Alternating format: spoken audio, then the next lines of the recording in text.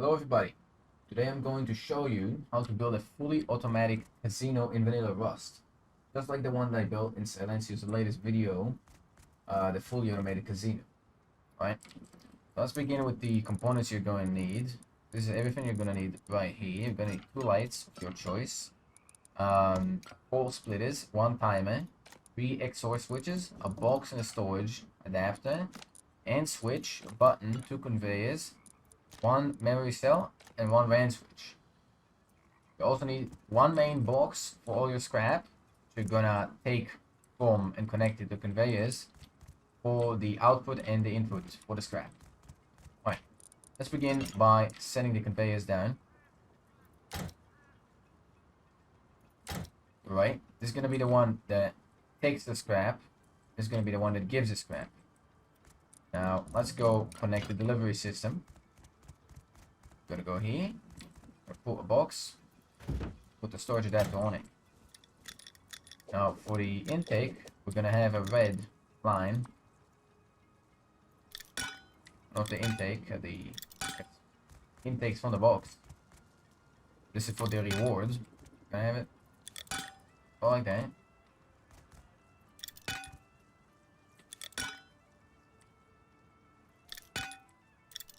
And from this box, the box that gives the scrap if the player wins, I'm gonna connect that here.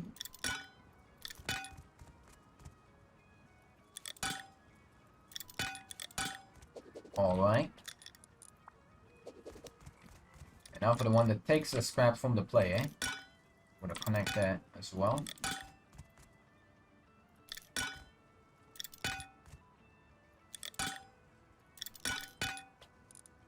And we're gonna finish it with a yellow line, I believe.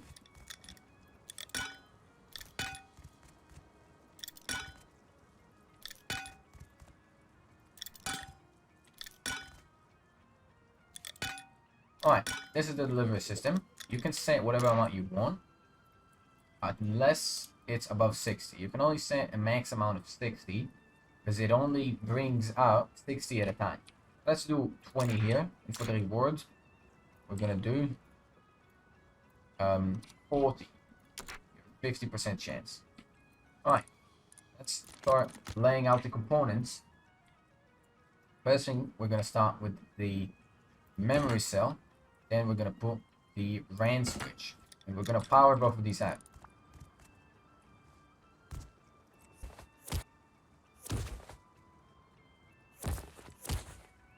Right. Now we should also have our AND switch. We're gonna put it like that, aside.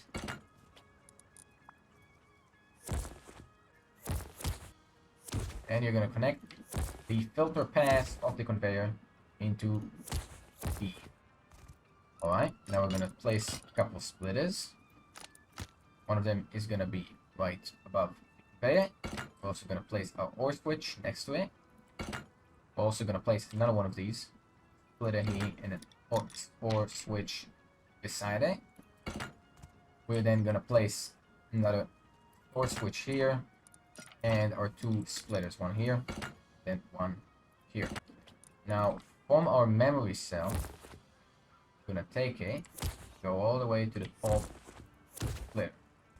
From the top splitter, we're gonna go down and into output B.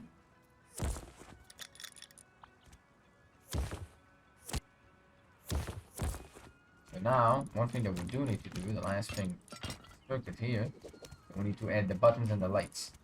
We're gonna add the white light on the top, and the green light on the bottom. Green light means you win, and white light means that your scrap is ready to be gambled. We're gonna add a button, and we're gonna add a timer switch. Now let's wire up the timer switch. We'll have it like that.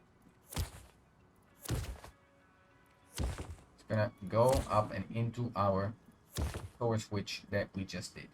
Now from the second output of the memory cell, we're gonna go and connect it to the light.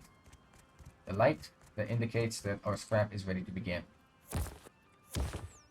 We're gonna take up and into the splitting. Another thing we need to do is we need to power up the conveyors, of course. So we're gonna power up the conveyors. Then we're pass through to the next conveyor.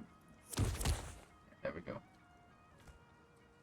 From this end switch that we connected earlier, we're gonna connect it to the splitter. And from the splitter, we're gonna do two things.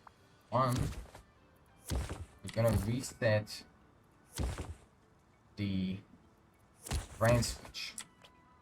And the second thing we're gonna do is we're gonna turn off the conveyor that gives the player the reward. Now we need to turn the thing on. We only turn it on whenever the green light is green.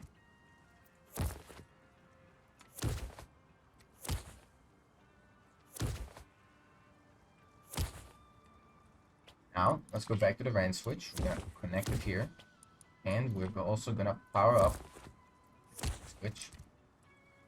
And this should go out into the light. This should be the green light. Goes right into here. Alright, now let's work on the gambling mechanism. So we're gonna go down here. We're gonna take from the button. The button is gonna go straight up to this splitter. Now when you press the button, you wanna do two things. First thing, you wanna set the RAN switch. You wanna roll the dice. 50-50 chance. Now the second thing you want is to reset the memory cell. Because we don't want a player to have infinite turns. Alright, now let's get to taking the scrap from the player. And we're gonna connect the timer switch to this splitter that we have in the middle. And the first thing that it's gonna do is turn on this conveyor that should take the scrap. The second thing it should do is also power up this thing.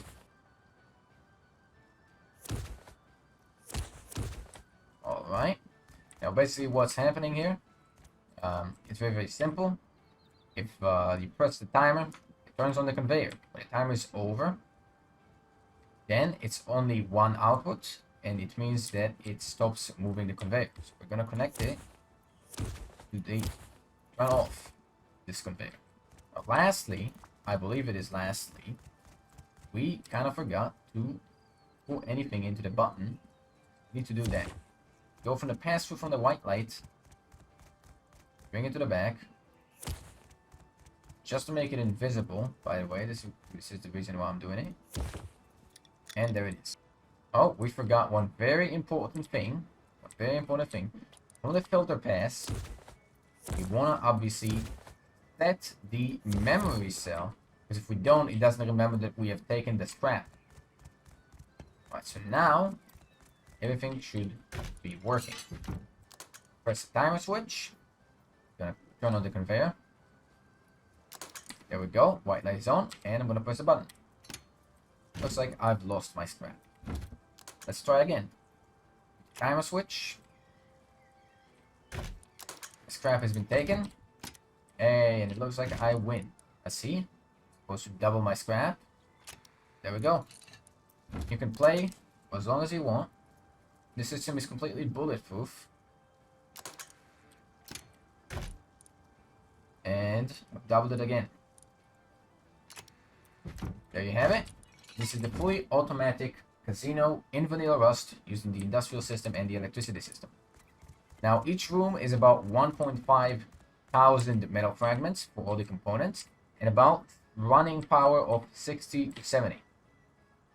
You can also connect, if you want, multiple RAN switches to have a lower chance to win, and then you can also set for like triple your scrap if you want it, from 20 to 60. But like I said in the beginning of the video, the maximum amount you can move is 60 at a time. So if I put 70, it would move 60, and that's it. It would stop the conveyor.